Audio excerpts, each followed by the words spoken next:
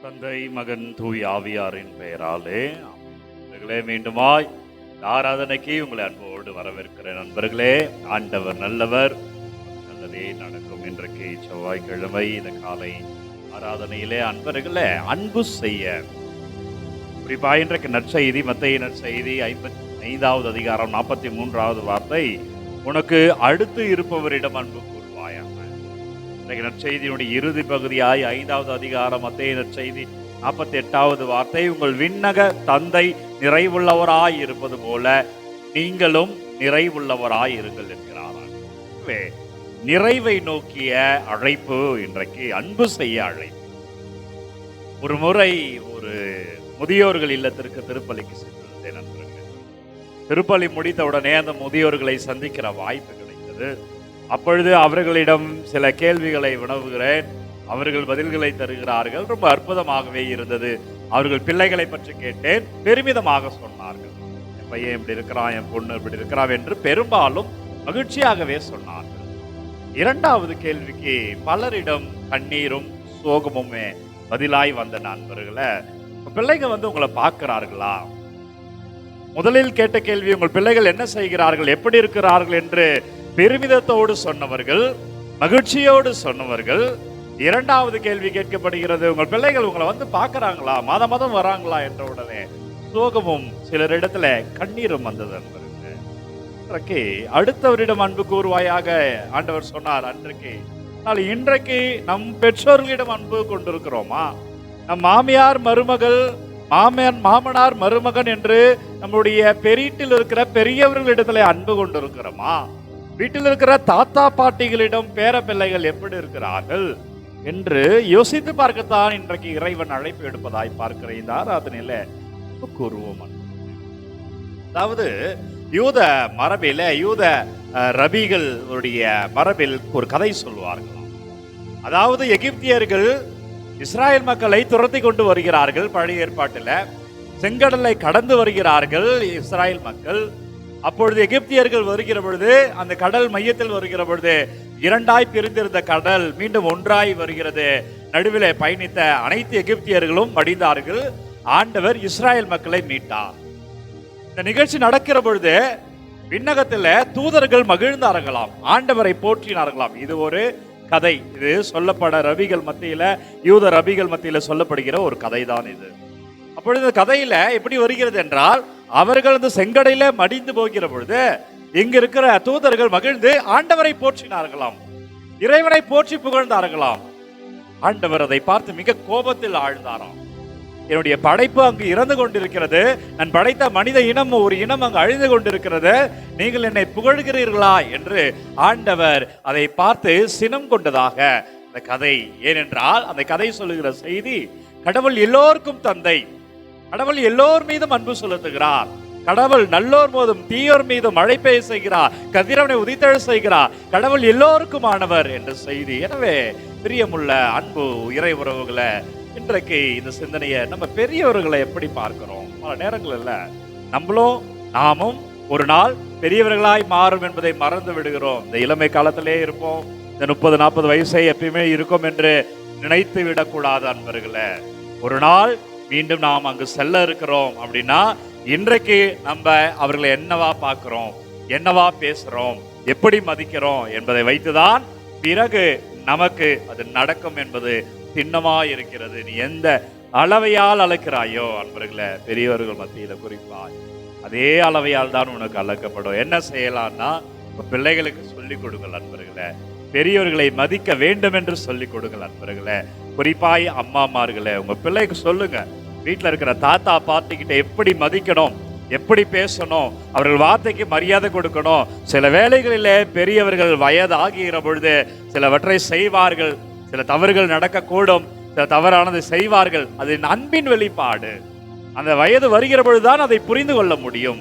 ஏனென்றால் இன்றைக்கு பெண்களே அல்லது பெற்றோர்களே, நீங்கள் உங்கள் பிள்ளைகளுக்கு சொல்லிக் கொடுக்க தவறினீர்களே ஆனால், பெரியவர்களை மதிக்க, பெரியவர்கள்ட்ட எப்படி இருக்கணும் என்பதை இன்றைக்கு நீங்கள் சொல்லித்தர தவறினீர்களே ஆனால், நாளைக்கு நீங்க என்ன சொல்லி தரவில்லையோ அது உங்களுக்கும் நடக்கும் அன்பர்களே.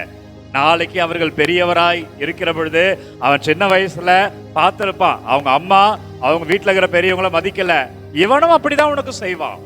அவன் அப்பா அவன் வீட்டுல இருக்கிற பெரியவங்கள மதிக்கல, அதை இந்த பிள்ளை பார்த்தா, இந்த மகள் பார்த்தால் அதைத்தான் அவன் உனக்கும் செய்வான் என்பதை மறந்து விடாதே.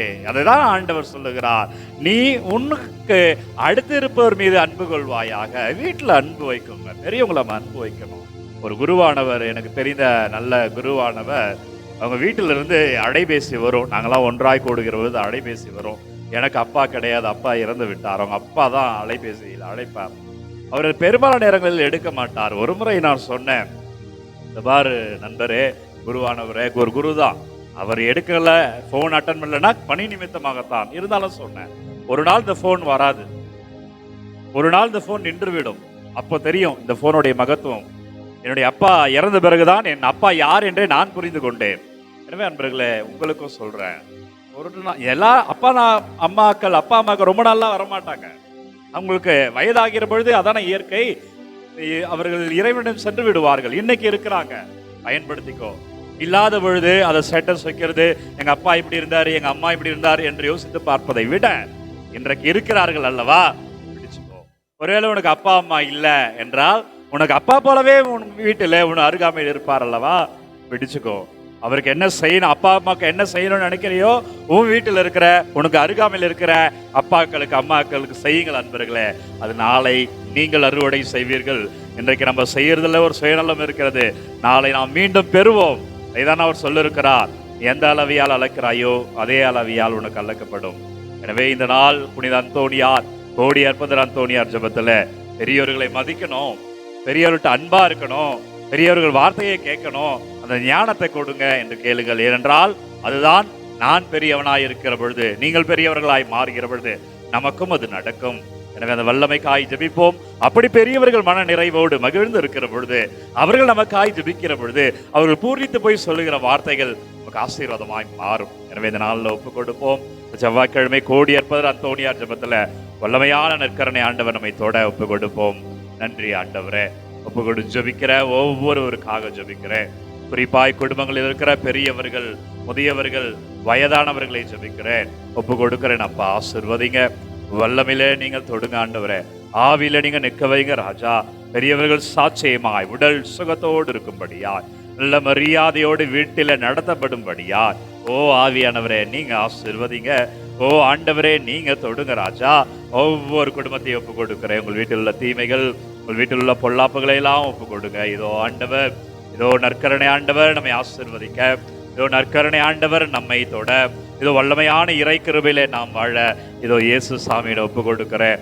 ஒவ்வொரு பிள்ளைகளையும் ஒப்பு கொடுக்கிறேன், ஒவ்வொருவருடைய தேவைகளையும் ஒப்பு கொடுக்கிறேன். அன்பரே நீங்கள் தொடுவீராக அப்பா, நீங்கள் ஆசீர்வதிப்பீராக, வல்லமையான இறை கிருபையிலே வாழ்வீர்கள். குறிப்பாய் சமீபத்துல ஒரு காணொளி பார்த்தேன், அதை பார்த்து உள்ளம் வருந்தி, இந்த இன்றைக்கு ஆராதனை தயாரிக்கிற பொழுது எனக்கு அதுதான் வந்தது.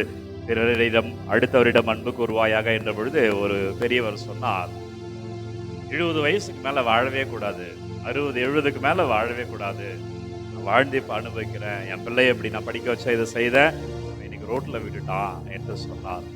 அன்பர்களே, அதை பார்த்த உடனே தான், அதுதான் இந்த இறை வார்த்தையை கேட்ட உடனே அந்த சிந்தனை தான் எனக்கு வந்தது.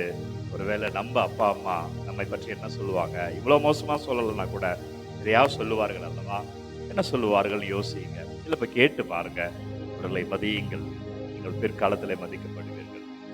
இப்போமா இறைவா, இந்த வியப்புக்குரிய திருவருட் சாதனத்துல உடைய திருப்பாடுகள் நினைவை எங்களுக்கு விட்டு சென்றீர். அது திருவுடல் திரு ரத்தம் ஆகியவற்றை மறைபொருளை வணங்கும் நாங்கள் மீட்பின் பலனை இடைவிடாமல் அனுபவிக்க அருள் புரியும் என்றென்றும் வாழ்ந்து ஆட்சி செய்கின்ற உம்மை மன்றாடுகிறோம். ஆமென்.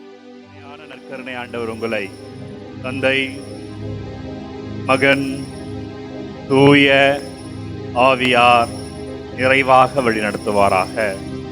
எனவே அன்பர்களே, இந்த காணொளி யாருக்கு தேவை என்று நினைக்கிறீர்களோ அவர்களோடு பகிர்ந்து கொள்ளுங்கள். ஒவ்வொரு நாளும் விடியற் காலை 3 மணிக்கு இந்த ஆராதனை ஜீசஸ் சேவ்ஸ் ஃபாதர் பிரேம் என்ற யூடியூப் சேனல் மூலமாக உங்களுக்கு வழங்குகிறோம் என்பதை போர்டு அறிவிக்கிறோம். இந்த நாள் மகிழ்ச்சியாக இருக்க உங்களுக்கு வாழ்த்துக்கள் நண்பர்களே.